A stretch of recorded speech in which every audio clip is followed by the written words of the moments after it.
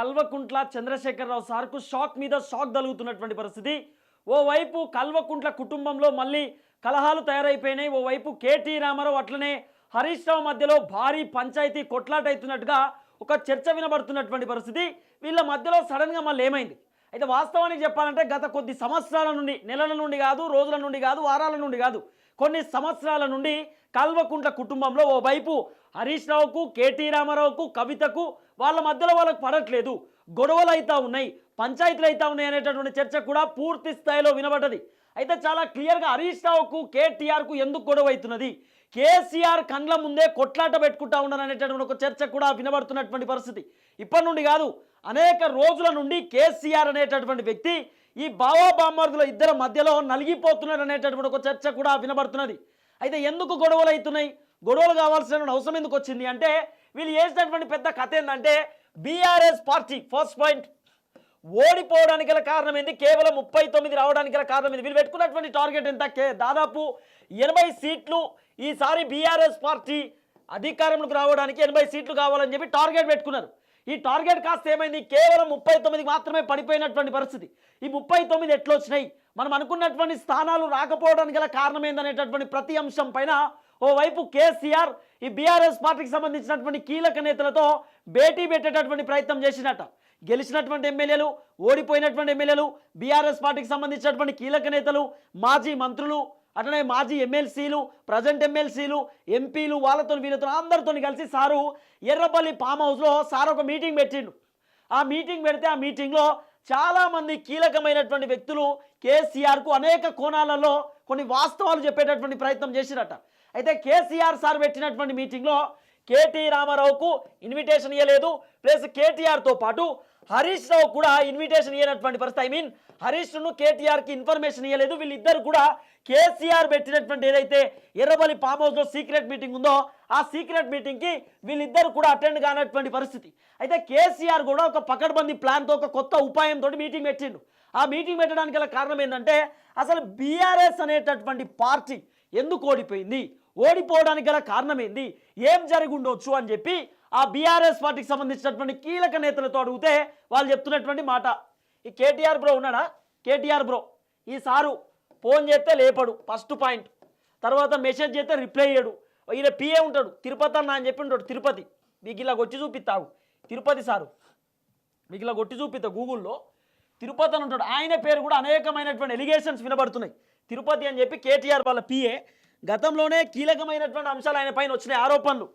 తిరుపతి అనేటటువంటి వ్యక్తి దందాలు చేస్తూ ఉన్నాడు, తిరుపతి అనేటటువంటి వ్యక్తి కేటీఆర్ దగ్గర అనేక కోణాలలో దందాలు పాల్పడుతూ ఉన్నాడు అని చెప్పి కేటీఆర్ పిఏ వచ్చిందా, కేటీఆర్ పిఏ తిరుపతి, నా పేరు ఉంటుంది పాడే, ఆయనకి అదో కథ. మళ్ళా ఈయనే ఈ పెద్ద మనిషి కేటీఆర్ వల్ల పిఏ తిరుపతి అని చెప్పి. సో ఇక్కడ ఈ వ్యక్తి కూడా అంటే చాలా క్లియర్గా ఈ వ్యక్తి వల్ల కూడా బీఆర్ఎస్ పార్టీ ఎంతో కొంత ఓడిపోయింది అనేటటువంటి ఒక చర్చ కూడా వినబడుతుంది. ఎందుకంటే మీరు చూడండి, ఫర్ ఎగ్జాంపుల్ కేటీఆర్ అనేటటువంటి వ్యక్తి బీఆర్ఎస్ పార్టీలో వర్కింగ్ ప్రెసిడెంట్ లెక్క కొనసాగుతున్నటువంటి పరిస్థితి. అప్పుడు ఏం చేస్తారు, కేటీఆర్ వల్ల పీఆర్ఓకు చాలామంది బీఆర్ఎస్ పార్టీకి సంబంధించినటువంటి నేతలు ఫోన్లు కొడతారు, కేటీఆర్ సార్ అపాయింట్మెంట్ కావాలి, కేటీఆర్ని కలవాలి, కేటీఆర్తో మాట్లాడాలని చెప్పి చాలామంది ఫోన్లు చేసేటటువంటి అవకాశం ఉంటుంది. చేసినప్పుడు ఈ సారు కేటీఆర్కి ఇన్ఫర్మేషన్ ఇవ్వలేదట, కేటీఆర్కు చెప్పడట, కేటీఆర్కు అపాయింట్మెంట్ ఉందంటే కూడా చెప్పడట. ఇవన్నీ కూడా అంటే పూర్తి స్థాయిలో బీఆర్ఎస్కు సంబంధించినటువంటి ఎమ్మెల్యేలు, మాజీ ఎమ్మెల్యేలు, ఓడిపోయినటువంటి నేతలు కూడా కేటీఆర్ అహంకారం వల్లనే ఓడిపోయినాము, కేటీఆర్ కలుపుకొని ఎవరిని ముందుకు పోలేదు, కేటీఆర్ ఒంటెత్తి పోకడా కంటే ఆ కేటీఆర్ అహంకారంతో, కేటీఆర్ చేసినటువంటి దందాతోటి పూర్తి స్థాయిలో బీఆర్ఎస్ పార్టీ ఓడిపోయేటటువంటి పరిస్థితి వచ్చిందనేటటువంటి కోణంతో చాలామంది బీఆర్ఎస్కి సంబంధించిన నేతలు మాట్లాడారు. ఇంకో అంశం ఏంది, ఇక్కడ చూడరు, ఒక లెక్క చెప్తా మీకు. కల్వకుంట్ల కుటుంబంలో ఉన్నటువంటి లెక్క, కవిత, కేసీఆర్ సారు, తర్వాత కేటీఆర్ బ్రో, తర్వాత మన హరీష్ సారు, మంచిగుంటుంది ఇలా లెక్క. ఎరిగేనా మీకు సంతోష్, ఈయనని మావాడు డ్రామారావుని వెళ్తాడు కానీ ఏదో అంటాడు పాడే, ఈ సంతోష్ రావుని ఏదో అంటాడు, హ్యాపీరావు. మొత్తానికి 119 నియోజకవర్గాలు కదా. దీంట్లో చూడు వీళ్ళు చేసినటువంటి కథ. బీఆర్ఎస్ పార్టీ ఓడిపోవడానికి ఇంకో గమ్మత్ ముచ్చట ఉంటుంది. కవితక్కనేమో దాదాపు 20 నుండి 25 సీట్లు కవితక్క టికెట్లు ఇప్పించిందట. 20 నుండి 25 టికెట్లు కవితకి ఇప్పించింది. కేసీఆర్ సార్ చేతులు ఏమున్నది పాపం, బిడ్డ చెప్పింది, అల్లుడు చెప్పింది, కొడుకు చెప్పింది, వినాల్సినటువంటి పరిస్థితులు, వేరే ఆప్షన్ లేదు. కాబట్టి కేసీఆర్ సార్ 10-15 అనుకుందాం, 10 వరకు అటో ఇటో ఏదో ఉపాయం కడతాడు. ఏమన్నా కేటీఆర్లో 30 టికెట్లు ఇప్పించినాడు, కేటీఆర్లో దగ్గరుండి నేను చెప్పిన వాళ్ళకే టికెట్ ఇవ్వాలి, వాళ్ళే గెలుస్తారు, వాళ్ళు అయితేనే ఇక్కడ కీలకమైనటువంటి అంశాలు ఉంటాయని చెప్పి మన కేటీఆర్లో నానా రకాల డ్రామా ప్లే చేసిన అనేటటువంటి ఒక చర్చ కూడా వినబడుతున్నటువంటి పరిస్థితి. తర్వాత ఇంకో పెద్ద మనిషి ఎవరు, హరీష్ సార్. హరీష్ సార్కి ఎంత ఇస్తారండి మా అంటే ఒక 5-10 టికెట్ ఇస్తారు, ఓ 5-10 అడప. తర్వాత మన సంతోష్ రావు సార్కు ఒక 10-15. సో మొత్తానికి ఈ బీఆర్ఎస్ పార్టీకి సంబంధించినటువంటి టికెట్లు, ఫర్ ఎగ్జాంపుల్ ఏదైనా ఒక పార్టీలో ఎమ్మెల్యే టికెట్లు ఇవ్వాలన్నా, ఎంపీ టికెట్లు ఇవ్వాలన్నా, లేకపోతే ఏదైతే అభ్యర్థులు నిలబడేటటువంటి వ్యక్తులు ఉంటారో వాళ్ళకి టికెట్లు ఇవ్వాలంటే ఏముంటుంది, సర్వే ఉంటుంది. ఫర్ ఎగ్జాంపుల్ కాంగ్రెస్ పార్టీలో సునీల్ కనుగోలు సర్వే చేసి ఆ సర్వే రిపోర్ట్ని కాస్త రేవంత్ రెడ్డికి చెప్తే రేవంత్ రెడ్డి డీకే శివకుమార్ ఓవైపు రాహుల్ గాంధీకి, లేకపోతే ప్రియాంక గాంధీకి, లేకపోతే ఇతర వ్యక్తులకు ఆ సర్వే రిపోర్ట్ ఇచ్చి ఓ సర్వే ఇట్లా వచ్చింది, వీళ్ళకి మేము టికెట్లు ఇద్దామా వద్దా అని చెప్పి డిస్కషన్ చేస్తారు. కానీ దీంట్లో ఏముండదు, సర్వే గిరివే, వీళ్ళే సర్వే చేస్తారు. ఈ కల్వకుంట్ల కుటుంబమే సర్వే మొత్తం.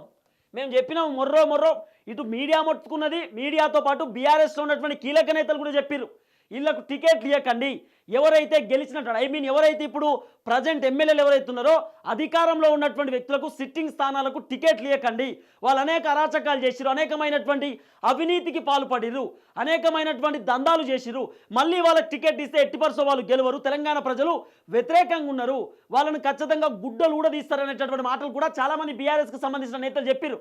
అయినప్పటికీ కూడా కేటీఆర్ బ్రో ఎక్కడ కూడా తగ్గలే. కవితకి ఇచ్చినటువంటి టికెట్లు కేవలం 39 గెలిచారు కదా, ఈ 39లో కవితకి ఇచ్చినటువంటి టికెట్లో 3-4 గెలిచిరట. తర్వాత మన కేటీఆర్ బ్రో ఇచ్చిన దాంట్లో 10 మంది, హరీష్ రావు దాంట్లో ఒక 5-6. తర్వాత ఇక మన కేసీఆర్ సార్ అల్పో తడుపో ఆయనకు తెలుసు కదా, తెలివి ఉంటుంది కదా, ఆయన 5-6. తర్వాత ఎవరు సంతోష్ రావు 1-2 వీళ్ళు ఇచ్చినటువంటి టికెట్లలో. అంటే ఇలా గొప్పతనం ఎవరున్నది, హరీష్ రావు ఉన్నది. హరీష్ రావు ఎంతో కొంత 10-15 టికెట్లు తీసుకొని ఆ 10-15 టికెట్లలో ఆయనకు ఎంత కావాలో అంతకంటే ఎక్కువనే గెలిపించిండు దగ్గరుండి మరి. కాబట్టి ఇప్పుడు ఈయన బాధ ఏంది, తర్వాత వీళ్ళది అయిపోయిన తర్వాత మన కేసీఆర్ సార్ చేసినటువంటి కథ ఎట్లోడిపోయినా మేమని చెప్పి తర్వాత బావబామలతో మాట్లాడినట్టు సారు. వీళ్ళందరి దగ్గర ఇన్ఫర్మేషన్ తీసుకొని, ఏది బీఆర్ఎస్ పార్టీకి సంబంధించినటువంటి నేతల దగ్గర ఇన్ఫర్మేషన్ తీసుకొని మెల్లగా కల్వకుంట్ల చంద్రశేఖరరావు సారు ఓవైపు కేటీఆర్ను హరీష్ రావును పిలిపించి మాట్లాడేటటువంటి ప్రయత్నం చేసినట్ట. బీఆర్ఎస్ పార్టీ ఎందుకు ఓడిపోయింది, ఇప్పుడు ఎంపీ ఎన్నికలలో ఎందుకు మీరు కీలకంగా తిరగట్లేదు, నువ్వు కేటీఆర్ ఎందుకు కలవట్లేదు, మీ ఇద్దరి మధ్యలో ఏం పంచాయతీ ఉందని చెప్పి చాలా క్లియర్గా అడిగే ప్రయత్నం చేస్తే వీళ్ళ మధ్యలో ఎలాంటి కీలకమైనటువంటి పంచాయతీలు ఉన్నాయో ఒక నిమిషం ఇది కూడా చెప్తా వినండి.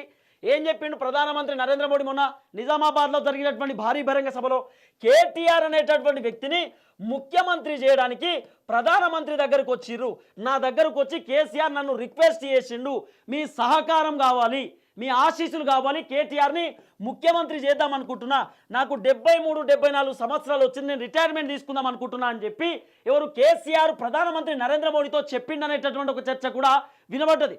అప్పుడు ఆ వాస్తవానికి కేటీఆర్ని ముఖ్యమంత్రి చేద్దామనేటటువంటి ఆలోచనలో కేసీఆర్ ఉన్నట్టుగా తెలంగాణ ప్రజలకు తెలుసు. కానీ హరీష్ రావు ఏమనుకున్నాడు, అంత సీన్ లేదులే, అంత ఈజీగా ఉండదు కదా అనుకున్నాడు. కానీ హరీష్ రావుకి సీన్ ఎప్పుడు అర్థమైపోయింది, ప్రధానమంత్రి నరేంద్ర మోడీ స్వయాన తన నోటి నుండి చెప్పిన తర్వాత హరీష్ రావుకి అర్థమైంది అంత పెద్ద కుట్ర కోణం దాగున్నదా. ఈటల రాజేంద్ర అనే వ్యక్తిని కూడా ఇట్లనే తీసేసారు. ఎక్కడ కేటీఆర్ స్థానంలో ఈటల రాజేంద్ర అనేటటువంటి వ్యక్తి వస్తాడో ఏడా కుర్చీ లాక్కుంటాడేమో అనేటటువంటి ఒపీనియన్ తోటి ఈటల రాజేందర్ని బద్నాం చేసి ఇబ్బంది పెట్టి తీసేసినటువంటి దాఖలాలు కూడా మనం చూస్తాం. సేమ్ ఈ సీన్ కూడా ఇప్పుడు ఇట్లా రిపీట్ అవుతా ఉన్నది. ఎట్టి పరిస్థితులలో ఈ కేటీఆర్ అనేటటువంటి వ్యక్తి కుర్చీ కోసం హరీష్ రావు ట్రై చేస్తాడేమో. కాబట్టి ఇప్పుడు హరీష్ రావు పైన వ్యతిరేకత క్రియేట్ చేయడానికి రెడీగా ఉన్నారంట వీళ్ళంతా. సింపుల్ ఏం చేస్తారు, ఒకవేళ హరీష్ రావు కనుక వీళ్ళు చెప్పినటువంటి మాట వినకపోతే ఈటల రాజేంద్ర పైన ఎన్ని ఎలిగేషన్ చేసిరో హరీష్ రావు పైన ఎలిగేషన్ చేసి తీసి పడేస్తారు కథం. ఇప్పుడు ఇదే జరుగుతున్నటువంటి అంశం. ఎందుకు ఓడిపోయారు, ఎట్లా ఓడిపోయారు అని చెప్పి కేసీఆర్ 150 రోజుల తర్వాత గీయాలి వచ్చిందా సోయి, ఎప్పుడు ఉండాలి సార్కు, మరి ఇప్పుడు ఎందుకు ఈ డ్రామా? ఏం చెప్తాడు కేటీఆర్, లేదు లేదు నేను చేయబట్టి ఓడిపోలేదు బాపు, బావ చేయబట్టే ఓడిపోయినాం బీఆర్ఎస్ పార్టీ అంటాడట సారు. మరి బావ చేయబట్టి ఎట్లా ఓడిపోయినాం, ఏంద్రా అసలు ఏం జరిగిందిరా అని చెప్పి పుసుక్కున కేసీఆర్ సార్ కేటీఆర్ని అడిగితే ఆ రోజు ఆ యాల రైతు బంధు ఎత్తామని చెప్పి 7,500 కోట్ల రూపాయలు మనం మాలు మసాలాన్ని రెడీ చేసి పెట్టుకుంటే ఇక పడే టైంకి హరీష్ రావు ఏమన్నాడు, KCR sir tongue tongue tongue అని కొడతానని చెప్పి హరీష్ రావునే మాట్లాడింది కదా. హరీష్ రావు నోటి దూల వలన రైతు బంధు ఆగిపోయింది. ఇది ఒక మైనస్ పాయింట్. ఒకవేళ ఇదే రైతు బంధు ఎలక్షన్ టైంలో ఎలక్షన్ కమిషన్ ఆఫ్ ఇండియా చెప్పినట్టుగా మీరు ఎట్టి పరిస్థితుల్లో మేము ఇచ్చేటటువంటి రైతు బంధుకు సంబంధించిన అంశంలో మీరు ఎట్టి పరిస్థితులలో నోరు ఎక్కడా కూడా జారొద్దు, మీరు పార్టీ ప్రచారం చేసుకోవద్దు. Rythu Bandhu election commission of India ఇస్తూ ఉంది, పార్టీలు ఇస్తలేరు. సో ఈసీ ఉన్నటువంటి నేపథ్యంలో మీరు ఎట్టి పరిస్థితుల్లో పార్టీలను ప్రచారం చేసుకోవద్దు అంటూ కూడా ఎలక్షన్ కమిషన్ చాలా క్లియర్గా ఇన్స్ట్రక్షన్స్ ఇచ్చింది. ఇచ్చినప్పుడు వీళ్ళు ఏం చేసి పేద పట్టించుకోలే. హరీష్ రావు సారు భారీ బహిరంగ సభ పెట్టి కేసీఆర్ 17వ తారీఖు రైతు బంధు ఇస్తున్నాడు, రేపే పడుతున్నాయి, ఎల్లుండి పడుతున్నాయి అని చెప్పి పాపం హరీష్ రావు సార్ చెప్పిండు. ఆఖరికి హరీష్ రావు చెప్పినటువంటి మాటలను ఈసీ సీరియస్గా తీసుకొని వీళ్ళు ప్రచారం చేసుకుంటా ఉన్నారు. చెప్పినప్పటికి కూడా వినలేదు అని చెప్పి ఈసీ సీరియస్ యాక్షన్ తీసుకున్నది. రైతు బంధు కూడా వేయలే. అదొక మైనస్ పాయింట్. ఇప్పుడు కేటీఆర్ ఏమంటున్నాడు సింపుల్గా, లేదు బాపు నేను చేయబట్టి ఓడిపోలేదు, బావ చేయబట్టి ఓడిపోయినాం, ఎందుకంటే మనం చెప్పినప్పుడు కూడా బావ వినలే కాబట్టి ఈరోజు కథమైపోయేటటువంటి దశకు వచ్చిందని చెప్పి కేటీఆర్ బ్రో మాట్లాడుతున్నాడట. ఏది హరీష్ రావు గురించి. కానీ ఇక్కడ ఓడిపోయిన ఎవరని మీకు తెలుసు. బీఆర్ఎస్లో ఉన్నటువంటి ట్విట్టర్ అకౌంట్లో సోషల్ మీడియాలలో విస్తృతంగా ప్రచారమైంది. ఈ కేటీఆర్ మీద ఎంత బ్యాడ్ ఒపీనియన్ ఉందో బీఆర్ఎస్ పార్టీ పైన. ఈ కేటీఆర్ అనే వ్యక్తి ఫోన్ చేస్తే లేపడు, ఎంత అహంకారం ఉంటుందంటే. శంకర్ నాయక్ అని ఉంటాడు ఎమ్మెల్యే. శంకర్ నాయక్ నాకు తెలిసి ఏ ఎమ్మెల్యే అనే శంకర్ నాయక్ మహిబాద్ ఎమ్మెల్యే శంకర్ నాయక్. పాపం ఆ శంకర్ నాయక్ ఆయన గిరిజన బిడ్డ, ఆయన పోయి కేటీఆర్ ఇట్లా చేయి ముట్టుకున్నందుకు ఇట్లా లాగిసుడుతూ ఉన్నాడు. ఇప్పుడు ఇంత అహంకారం ఎందుకు, కులహంకారము కేటీఆర్కు. ఇప్పుడు వెలుమదొర అనేటటువంటి పెత్తనము మామూలుగా ఉండదు కేటీఆర్ దగ్గర. కేటీఆర్ అనే వ్యక్తి చేసినటువంటి తప్పిదాలు మామూలు తప్పిదాలు కాదు. కేటీఆర్ అనేకమైనటువంటి డ్రామా ప్లే చేసింది. మీరు చూడండి, కేటీఆర్ వల్ల బీఆర్ఎస్ పార్టీకి ఎంత బ్యాడ్ నేమ్ వచ్చిందంటే, ప్రవళిక అని చెప్పి ఒక అమ్మాయి, ప్రవళిక అని చెప్పి ఆమె ఆర్టీసీ క్రాస్ రోడ్ దగ్గర సంథింగ్ చికేట్పల్లి దగ్గర అనుకుంటా ఆ అమ్మాయి చనిపోయిందండి. ఎందుకు చనిపోయింది? ఆమె జాబ్ నోటిఫికేషన్లు లేక, ఉద్యోగాలు రాక, ఆమె ఇంకోటి గ్రూప్ ఎగ్జామ్స్ రద్దవుతున్నాయి కాబట్టి ఆ అమ్మాయి తట్టుకోలేక, ఇంత చదువు చదివినప్పటికీ కూడా మాకు ఉద్యోగాలు వస్తలేవు, జాబ్ నోటిఫికేషన్ వస్తలేవు, ఎక్కడ కూడా జాబ్ క్యాలెండర్ రిలీజ్ చేస్తలేరు, మమ్మల్ని మోసం చేస్తూ ఉంది ఈ రాష్ట్ర ప్రభుత్వం అని చెప్పి ఆ అమ్మాయి ఫ్యాన్ కురేసుకొని సూసైడ్ చేసుకొని చచ్చిపోతే కేటీ రామారావు ఒక న్యూస్ ఛానల్లో కూర్చొని ఎన్నికల సమయంలో ఆయన ఆమె క్యారెక్టర్ అసోసియేషన్ చేసేటటువంటి ప్రయత్నం చేసింది సారు. ఆ అమ్మాయి ఒక గిరిజన అబ్బాయిని లవ్ చేసింది కాబట్టి ఆ అబ్బాయి షీ అన్నాడు, ఈమె చచ్చిపోయిందని చెప్పి సిగ్గు లేకుండా మాట్లాడింది కేటీఆర్. ఆయన మాట్లాడినటువంటి మాటలే కదా, ఆయన చెప్పినటువంటి మాటలే కదా. అంటే ఇప్పుడు కేటీఆర్ వల్ల కాదా ఓడిపోయింది బీఆర్ఎస్ పార్టీ? కేటీఆర్ ఎవరిని పట్టించుకున్నాడండి? ఇదే కేటీఆర్కు చాలామంది బీఆర్ఎస్కు సంబంధించినటువంటి నేతలు చెప్పారు, సార్ ఎట్టి పరిస్థితులలో ఓడిపోయేటటువంటి స్థానాలకే మీరు టికెట్ ఇస్తా ఉన్నారు, గెలుపు గుర్రాలకు టికెట్లు ఇవ్వట్లేదు అని చెప్పి చాలామంది మొర్రో మొత్తుకున్నప్పుడు కూడా కేటీఆర్ వినలే, ఎక్కడ కూడా వినలే సారు. ఆఖరికి ఇదే కేటీఆర్ను ఒక పంతులు చెప్పిండని మొన్న. ఇక్కడ కేటీఆర్ సార్ మన ఉగాది రోజు వాళ్ళ తెలంగాణ భవన్లో ఏదో పూజలు పునస్కారాలు చేపించుకుంటారు కదా కొత్త సార్ అని చెప్పి, ఆ కొత్త పండుగ రోజు మంచిగా కూసోబెట్టి పూజలు చేపిస్తుంటే ఒక అయ్యగారు చెప్పి ముసి నవ్వుతుండు కేటీఆర్ ఆయాల. ఆయన చెప్పిండు, కేటీఆర్ నోరు దగ్గర పెట్టుకోవాలి, నీ నోటి దూల మాటలు ఇంకా నువ్వు మాట్లాడితే ఇబ్బంది పడతావు అని చెప్పి పాపం ఆయన మాట్లాడినప్పటికీ కూడా ఎట్టి పరిస్థితుల్లో ఇట్లా నవ్వుతుండు. నిజమే చెప్తుండు కదా, ఇది ఎక్కడ కథ అన్నట్టుగా నవ్వుతుండు కేటీఆర్. అంటే ఇట్లా ఉంటుంది కేటీఆర్ కథ. ఎన్ని చెప్పినాడు కేటీఆర్. ఆయన దంద ఆయనదే, ఆయన కథ ఆయనదే, ఆయన లెక్క ఆయనదే, ఎవరిని పట్టించుకునేటటువంటి పరిస్థితి కూడా ఉండదు సార్కు. ఇష్టం ఉన్నది చేసిందండి బీఆర్ఎస్ పార్టీ. ఈరోజు మీరు చూడండి, ఇదే కేటీ రామారావు బీఆర్ఎస్ పార్టీ ఓడిపోవడంలో కీలక పాత్ర పోషించిన ఒక పాయింట్. తర్వాత ఇదే కేటీఆర్ అనేటటువంటి వ్యక్తి రిగ్రెట్ ఫీల్ అవుతున్నాడు. ఇప్పుడు చాలా బాధపడుతున్నాడు కేటీఆర్. నా వల్లనే బీఆర్ఎస్ పార్టీ సర్వనాశనం అయిపోయేటటువంటి దశకు వచ్చింది, నా వల్లనే బీఆర్ఎస్ పార్టీ ఆగమైపోయేటటువంటి పరిస్థితికి వచ్చింది, నా వల్లనే బీఆర్ఎస్ పార్టీ ఓడిపోయేటటువంటి దశకు వచ్చింది, మా నాన్న చెప్పినప్పుడు కూడా నేను వినలేదనేటటువంటి మాటలు ఈ రోజు కేటీఆర్ రిగ్రెట్ ఫీల్ అవుతున్నాడు. ఇంకో అంశం తెలుసా మీకు? ఇదే కేసీఆర్ సారు 2018లో కేటీఆర్ బ్రోకి మంత్రి పదవి ఇచ్చిండు, హరీష్ రావుకు మాత్రం మంత్రి పదవి ఇవ్వలే. హరీష్ రావుని దాదాపు 6 months దాకా వెయిట్ చేయించిండు. ఎందుకు వెయిట్ చేయించిండు? హరీష్ రావు అనేటటువంటి వ్యక్తి భారతీయ జనతా పార్టీతో టచ్లో ఉన్నాడు, బీజేపీతో టచ్లో ఉండి వాళ్ళతో ఫోన్ మాట్లాడుతూ ఉన్నాడు, బీజేపీలోకి హరీష్ రావు పోవడానికి రెడీగా ఉన్నాడు అని చెప్పి హరీష్ రావు ఫోన్ కూడా ట్యాప్ చేయించండి కేసీఆర్ సారు. హరీష్ రావు ఫోన్, హరీష్ రావు వాళ్ళ భార్య ఫోన్ ట్యాప్ చేయించి హరీష్ రావు ఎవరితో డిస్కస్ చేస్తున్నాడు, హరీష్ రావు ఎవరెవరితో మాట్లాడుతున్నాడు, హరీష్ రావు ఏమేం చేస్తున్నాడు అనేటటువంటి పూర్తి సమాచారాన్ని కూడా ఇటు కేసీఆర్ సారు తెలుసుకుందాం అనేటటువంటి ప్రయత్నం కూడా చేసిందనే చర్చ కూడా వినబడ్డది. ఇవన్నీ అంశాలు కూడా తెరపైకి వచ్చింది. ఇప్పుడు గింతెందుకండి, మేనలుడే కదా హరీష్ రావు, ఎందుకు మనకి ఇంత బాధ ఎందుకు అవుతుంది? ఇంకో కోణం కూడా మీకు చెప్తానండి. ఇదే కేటీఆర్ అనేటటువంటి వ్యక్తి గతంలో ఏది కేసీఆర్ సారు దాదాపు 2020 అనుకుంటా, 2020లోనే కదా సీనా అది ఢిల్లీ లిక్కర్ స్కామ్ వచ్చింది, 20లోనే కదా స్టార్ట్, 2020లో ఎమ్మెల్సీ కల్వకుంట్ల కవితక్కకు సంబంధించినటువంటి ఢిల్లీ లిక్కర్ దందా తెరపైకి వచ్చింది. కేసీఆర్ ఎంత నటుడో చూడండి మీరు. లిక్కర్ స్కామ్ తెరపైకి వచ్చుడుతోటే కవితకి ఏమన్నది, బాపు నాకు కూడా ముఖ్యమంత్రి కావాలని ఉన్నదే, నేను కూడా చేస్తాను తోటే ఇక సార్ ఉపాయం కట్టిండు, కొత్త ఉపాయం. మరి అందరు ముఖ్యమంత్రి అంటుర్రు, కేటీఆర్ ముఖ్యమంత్రి పదవి ఇస్తేనేమో అదో బాధ, కవితకు ముఖ్యమంత్రి పదవితో బాధ, లేకపోతే హరీష్ రావుకు ముఖ్యమంత్రి పదవితో బాధ, నేను ముఖ్యమంత్రి ఉంటే వీళ్ళ బాధ. వీళ్ళు ముఖ్యమంత్రులు ఏం చేద్దాం మరి, ఎవరెవరికి ఏం చేద్దామని చెప్పి సార్ ఏం ఉపాయం కట్టాడు ఎరికైనా? మీకు అసలు కథ చెప్తా. ఈ బీఆర్ఎస్ పార్టీ వెనకాల ఉన్నటువంటి అసలు మతలాభం ఏందో ఇప్పుడు బయటపడుతుంది చూడు. బీఆర్ఎస్ అని పెట్టిండండి, భారతీయ రాష్ట్ర సమితి. ఇది బార్ అండ్ రెస్టారెంట్ సమితి అని కూడా అంటారు కొంతమంది, మనం మాట్లాడడం గట్ల. కానీ భారతీయ రాష్ట్ర సమితి ఈ టీఆర్ఎస్ పార్టీ తెలంగాణ ఉద్యమ పార్టీని తీసేసి సారు బీఆర్ఎస్ పార్టీ లెక్క కన్వర్ట్ చేసి పడేసిండు. ఈ బీఆర్ఎస్ పార్టీ ఎందుకు పెట్టిండు? బీఆర్ఎస్ అనేది జాతీయ పార్టీ. ఏం చేస్తాడు కేసీఆర్ సార్ మెల్లగా, ఈయన జాతీయ అధ్యక్షుడు అంటే సెంట్రల్ లెవెల్ రాజకీయం ఉంటుంది సార్ది. తెలంగాణ అయిపోయింది, ఇచ్చిపెట్టింది సారు. సెంట్రల్ లెవెల్ రాజకీయం అంటే ఈయన మొత్తం బీఆర్ఎస్ పార్టీకి ప్రెసిడెంట్. ఎవరు? చంద్రు బీఆర్ఎస్ పార్టీకి ప్రెసిడెంటు. ఈ ఎన్ని రాష్ట్రాలు? 29 రాష్ట్రాలు ఉన్నాయి కదా. 29 రాష్ట్రాలలో వీళ్ళు చేసేటటువంటి కథ ఏంది? మహారాష్ట్రకు మన హరీష్ అన్న సీఎం, మహారాష్ట్రకు మన హరీష్ అన్న సీఎం. ఈయనకు మహారాష్ట్ర అప్పచెప్తారు అన్నట్టు, మహారాష్ట్ర ఈయనకు అప్పచెప్తారు. ఎమ్మెల్సీ కల్వకుంట్ల కవితక్కకేమో బీఆర్, ఆ బ్యాచే కదా వీళ్ళంతా బీఆర్.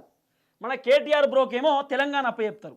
తెలంగాణలో సారు మన కేటీఆర్ బ్రో, ఈయన ముఖ్యమంత్రి అన్నట్టు. ఈయన ఇక మిగిలింది ఎవరు? హరీష్ రావు అయిపోయింది, బీఆర్ కార్డు ఏమో కవితక్క అయిపోయింది, కేటీఆర్ తెలంగాణ ఇచ్చిండు. మన చంద్రాల సార్ ఏమో ఈయనే పోతే ఆంధ్ర, లేకపోతే ఢిల్లీ. సారు ఢిల్లీలో ఉంటాడు. ఈ ఢిల్లీ పక్కన గల్లీ ఉండాలి. ఎవరు ఉంటారు మళ్ళా? మన సంతోష్ బ్రో ఏమో సార్తో ఉంటాడు. సంతోష్ రావుకి ఏముండేది? సంతోష్ రావు ముఖ్యమంత్రి ఏడు ఉండడు. సంతోష్ రావు గోళీలు ఇచ్చే బ్యాచే. కేసీఆర్ సార్కి ఎప్పుడు గోళీలు, లేకపోతే మూతి దుడుచుడు, కేసీఆర్ ఏం చేస్తుండే ఏం కదా అని చెప్పి పక్కన చూసుకునే వ్యక్తే. ఎంత మంచి ఉపాయం కట్టింది చూడు. నా కుటుంబం అంతా ముఖ్యమంత్రి పదవులు అనుభవించాలని చెప్పి బీఆర్ఎస్ అనేటటువంటి పార్టీని తీసుకొచ్చిండు.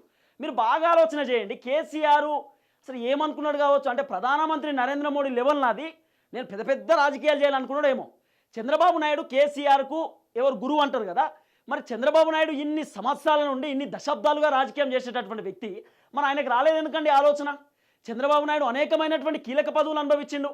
చంద్రబాబు నాయుడు శిష్యులు వీళ్ళందరూ ముఖ్యమంత్రులుగా కూడా ఉన్నారు.